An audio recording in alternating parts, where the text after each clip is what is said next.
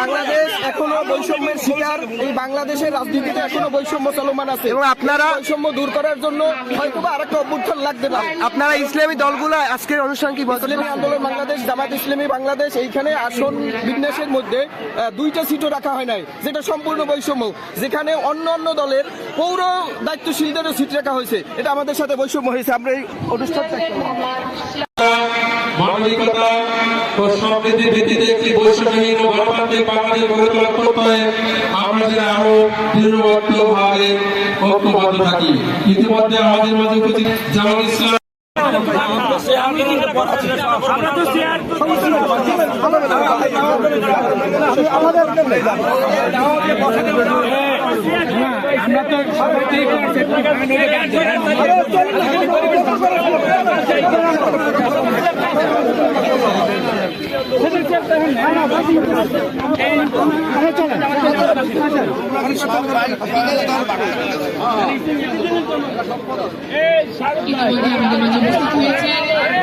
দৈনিক আজকের বাংলা .net